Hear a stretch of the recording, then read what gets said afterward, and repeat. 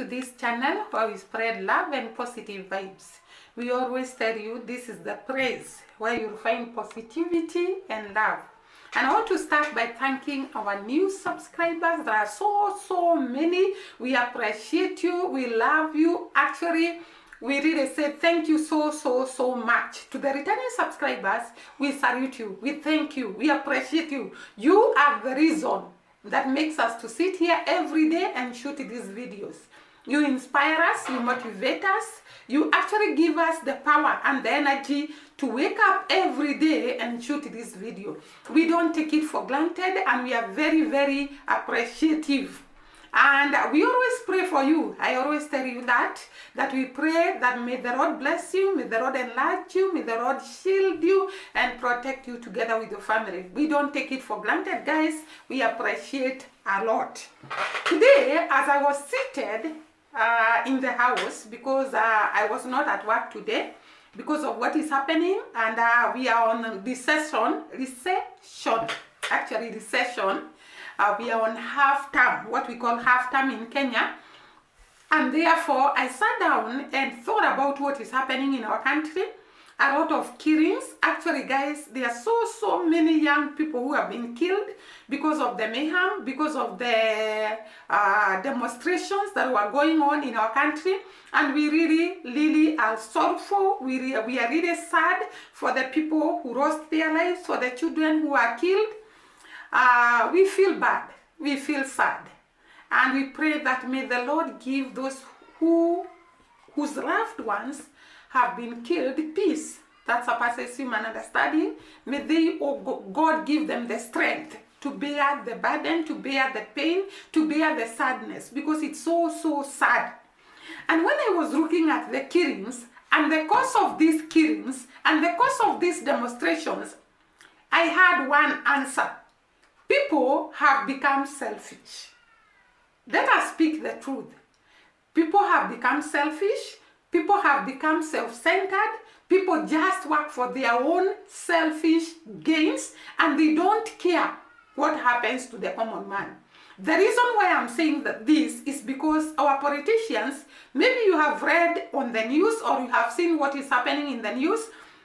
There is this bill that is supposed to tax heavily on the common man in Kenya. And people felt it would be an extra burden to them. And yet we have been having, by the way, the people who work in Kenya are also facing other taxes that have been imposed on us, salaries deducted, and now these taxes are being put on top of what we are experiencing. And there are people who are jobless and they are being taxed. A person staying in the house who is jobless is also being taxed. And therefore, people felt this is becoming too much and they moved to the streets. And the reason why I'm giving this story is to give you a background of what I'm going to shoot today. Because if Africans, we can learn from our forefathers, from our ancestors, from those who fought for independence. They were selfless. They did not save themselves or love themselves so that they can remain the way they were. They actually gave out their lives so that we can get independent, so that we can be where we are. And I don't understand the readers we have nowadays, how they can forget so easily what our forefathers and their ancestors fought so hard for, freedom. But it seems that you can be, it can be said you are free in your own country, but you are actually enslaved by what is happening in the country. And as I was remembering the people who fought for independence in Kenya, Mzee Jomo Kenyatta, Tom Mboya, and so many people that fought for independence in Kenya, Dedan Kimathi, actually he sacrificed his own life so that he can liberate this country. And yet, the people who have been given the power to rule us actually don't remember the sacrifice made by these people. And I looked at Jamaica. We have very good examples in Jamaica of people who are selfless, people who wished us well, people who fought tooth nail to liberate others, people who loved others, that they could sacrifice to die so that the others can be free. the others can be liberated, the others can gain independence. And they did not relent. They were resilient. They were full of power and strength to ensure that people are free. One of such a person is Nana. And I want to start by talking about Nana.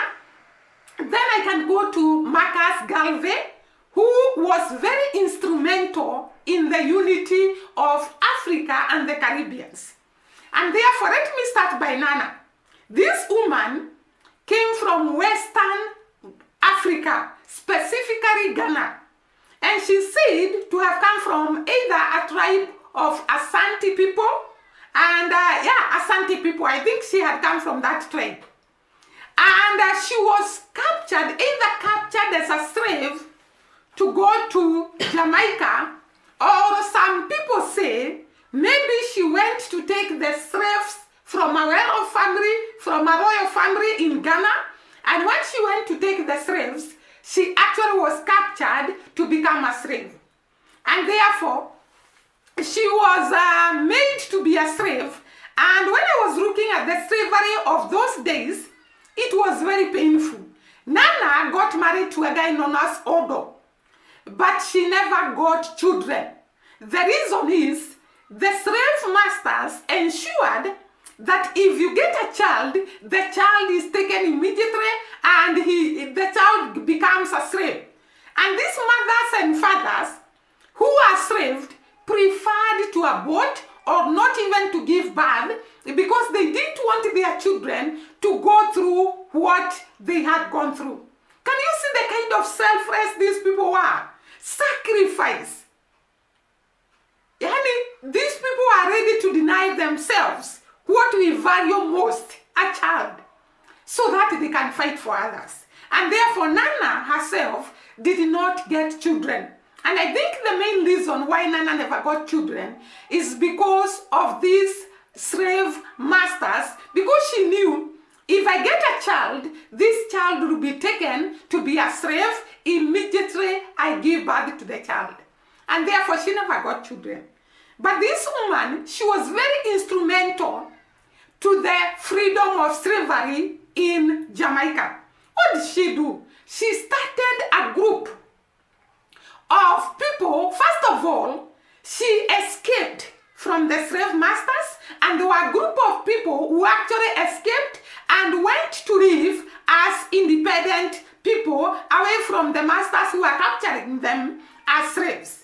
And when she ran away from slavery, they joined together all those who had run away, and they were being called the maroons. The maroons are actually people who were slaves and had escaped and formed an independent settlement. And therefore, Nana joined the maroons, and they went and hid themselves so that they are not captured to be returned as slaves.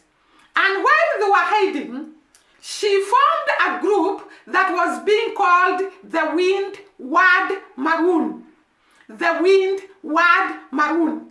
This group used to fight guerrilla wars to the British people that had captured them, and the guerrilla wars were very tactic. That is something else I want to run as Africans. Unity is power.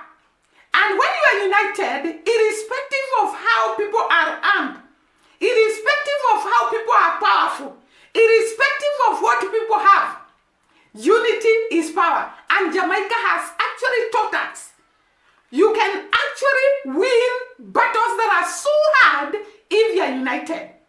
And that is why Marcus Garvey worked for unity of Africa and the Caribbean. Because deep down him, he had this pain of liberating the Africans and the Caribbeans. And he knew there is nothing that can liberate people apart from unity, love, and positivity. And therefore, Nana formed the group we have called Windward Maroon. And he trained them in the guerrilla wars. And they used to beat the Britons in a guerrilla war. This guerrilla wars was very tactic in the first instance, because it made the Britain people, though they had weapons, though they were well equipped, though they were well trained, it made them get tired, give up in terms of resources and in terms of manpower, the people who are fighting. So they were draining them, they were tactically draining them so that they can get tired and give up. And where these Maroons were staying, it is said that they were staying up in the forest and there was a very narrow route leading to where they were staying, such that the British army had to pass through this one route to get to the Maroons. And while they were passing this narrow route, it was easy to kill them and to empower them, to dispower them actually, and make them helpless. Can you see the way these people are bright and clever? Because when you are united, a lot of things come up, how you can be able to win over the problems that you have. I'm sure if the Kenyan government entertained unity, entertained coming together and exchanging ideas, entertained calling the youth and talking to them, the killings that we have experienced, the deaths that we have experienced, and even the shame to the government, it wouldn't have been there, because this problem would have been sorted far much earlier. And we embrace dialogue, we embrace communication. This is what the Africans should learn from Jamaica, that irrespective of the power Britain army, the Maroon people, because they were united, they were discussing, communicating, they were giving each other ideas, they were one people fighting against a common enemy. They were able to defeat the British people and free themselves from slavery. The other thing that I learned about Nana, which I really appreciated, the love of other people, the kindness, the fact that she was concerned about his fellow Maroon people. She was not selfish to an extent that she was just protecting herself from death, like we have seen our leaders, I'm sorry to say. Africans, we have leaders that are selfish, that are self-centered. They don't care what they do to be on power, to control people, to be their dictators. And it's not only in Kenya, everywhere in Africa, almost everywhere, apart from a few countries. So, Nana, I learned that this woman used to put, or rather to tell the soldiers, let me call them the Maroon soldiers, the people who belonged to the windward Maroons. He used to tell them to wear leaf clothes, leaf clothes. Leaves got from the trees, and they could wear those leaves all over their body. And they stand against trees, and she could instruct them not to move, to stand still. So that if the British army came, they would think these are branches of trees, these are trees, and therefore they would just surround the British army and overdo them. Can you see the way unity can work? People coming together in dialogue, people coming together to discuss, people coming together to communicate. These people were able, however much they were few, however much they were not equipped, they were able to defeat the whole army of the Britain. Because Nana kept the group together, directing them, putting them close to her, protecting them by telling them to wear leaves, so that the British army will not actually recognize them. The other thing she used to do, she had this magic power that when the bullets were thrown to her, she could either catch, there are two theories, by the way. I saw the two theories and I was sort of laughing because it was funny. But one of the theory, it is said that it is the Britain, because of the hatred they had for her, who actually came with it, or came up with the theory so that they can degrade this woman. One of the theory is that she used to hold the bullets with her hands. If they are thrown to them, she used to hold them with her hands and throw them back to the people who are fighting them. And the other theory is that she used to actually hold them with her buttocks and then release them back to them, which is saying that it is not actually the truth. It is something that was invented by the British people so that they can degrade Nana, and because they hated her. A woman who is so courageous, a woman who is reading soldiers to fight the British army. She was hated with passion. Actually, they were saying she's bloodthirst because she used to work tactically. And the women they were with, they were very strong. Actually, I learned that the Western women from West Africa, by the way, they had been trained from an early age about spirituality, and that is why Nana used to use spiritual powers. So they were taught spirituality. Sorry, guys. That word is hard to pronounce. They were taught that, and they were also taught to be strength, to be people with strength and courage, and they were trained not to feel inferiority complex, because by the way these people are slaves, and if they entertained inferiority complex, it was bound to overcome them. Because one, the Britain army and the British people were actually far much ahead of them in technology, in terms of wearing, in terms of brain, in terms of weapons, sophisticated weapons, and therefore the maroon people were bound to feel inferior. But they had a background foundation, and this is what we should train our children as Africans. People who are strong, people who are not inferior.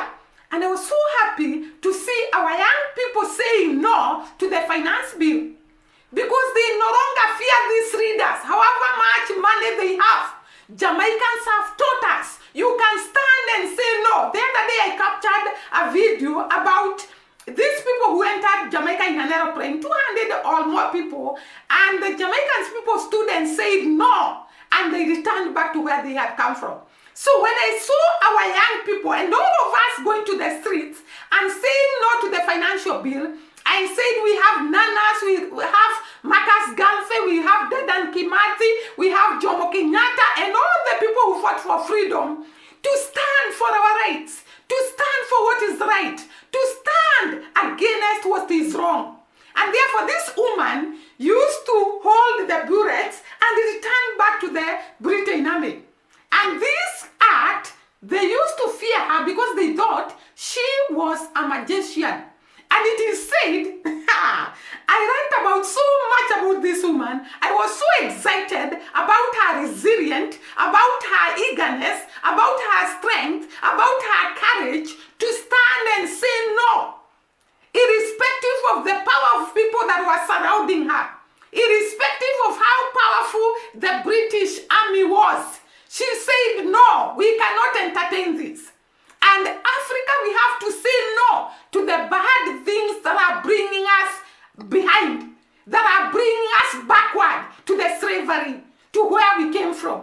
We must learn to say no. We must learn to say no.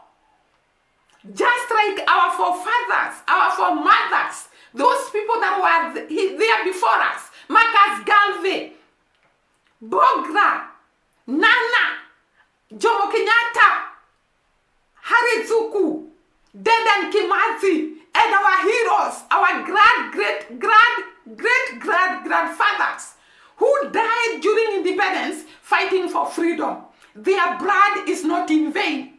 We have seen clearly.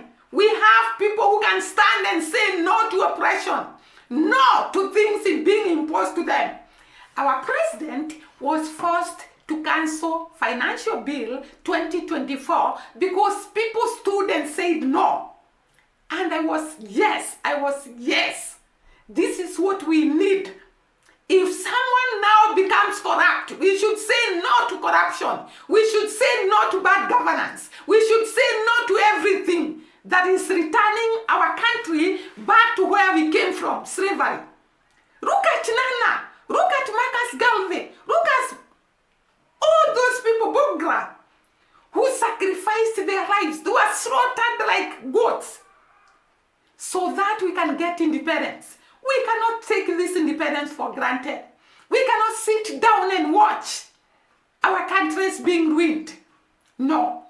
there was a narrow path that was leading from the British settlements to where the Maroons were staying. And that path could only accommodate one person. And therefore, as they were going along that path, the British army could be captured and killed by the Maroon people. And therefore, it is said along this path, there was a pot. And that pot was boiling. I don't know whether it had water or what was inside the pot that was boiling. And it is said that when the British army went to peep or to check what was inside the pot, it could actually consume them and they could fall in it and die. It is said that, I don't know how true it is, there are so many theories about Nana that we are just coming to be in terms with them. So I don't know whether it was scientifically explained, whether it was two rivers that were meeting somewhere and the water was actually flowing from a fall. You know, there are so many falls in Jamaica. I'm not sure of that. But it is said the water was boiling and the British army could fall into that water and actually vanish. Therefore, Nana read these guerrilla wars and fought tirelessly, patiently, resiliently, I don't know what vocabulary to use, until the British army actually, and in the long run, they gave up and they gave freedom to the people they had held captive as slaves.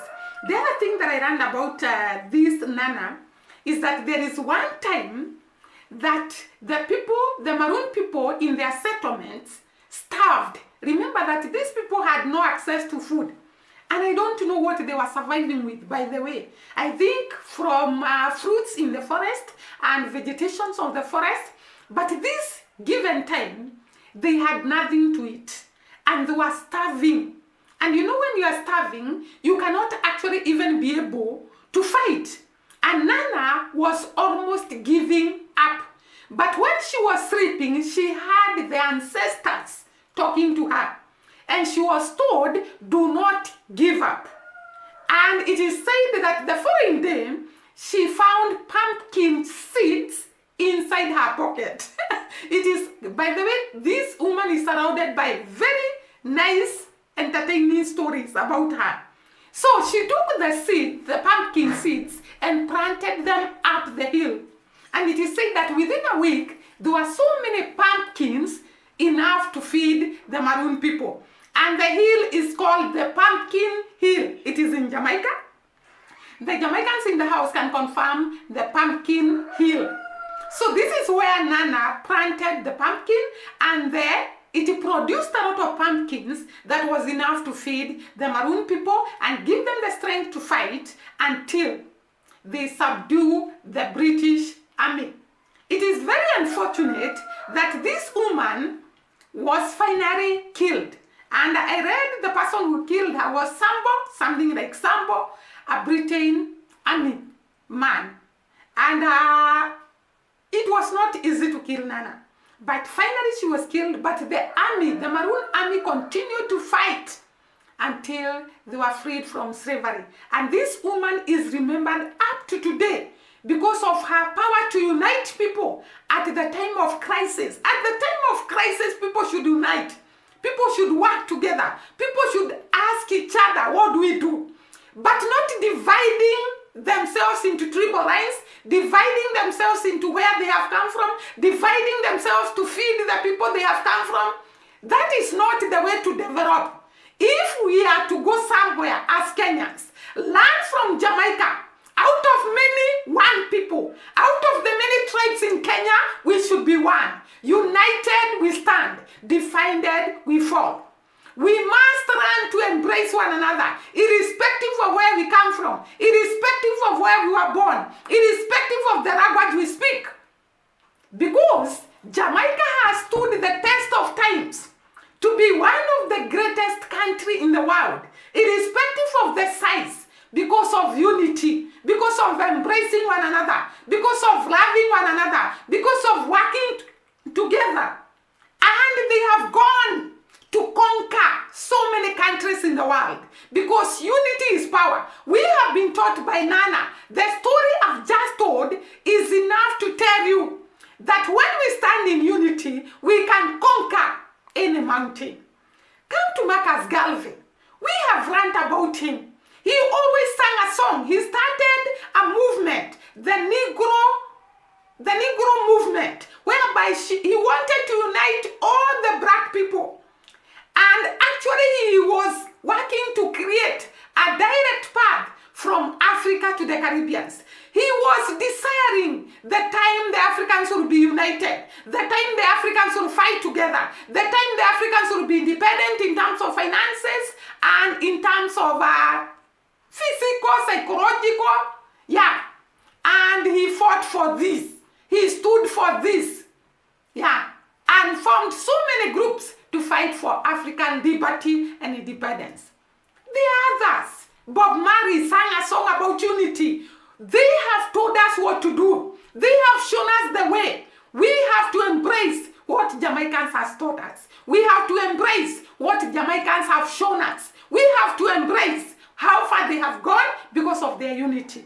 And when we stand by that, we are going to go far. As a country, as a continent, we can conquer all when we stand united and love one another. So guys, that is the documentary I was to give today. And I think I will not shoot anything else on that because I think that is enough. Because I wanted to talk about the Mwango, but during my next video, I'm going to talk about this woman who has inspired us all, however small, however young she has taught us the art of doing things, the art of succeeding, the art of actually standing on your own and doing your work and succeeding. So during the next video, I'm going to capture the Mwango as an inspiration to us, as a motivator to us, as a form of giving us courage to move on and telling us all things can work when we stand with positivity and love. So guys, see you during the next video, and bye bye for listening to me. Subscribe, share the video, comment, like, and we appreciate the way you give us feedback, the way you explain to us. You take your time to explain to us about Jamaica, about your continent, about your country, and we appreciate so much. Some of you are great friends of mine because I've come to know you through social media, but you have become friends. You have become my brothers and my sisters, and I appreciate you. May the Lord bless you till we meet next time. Bye bye.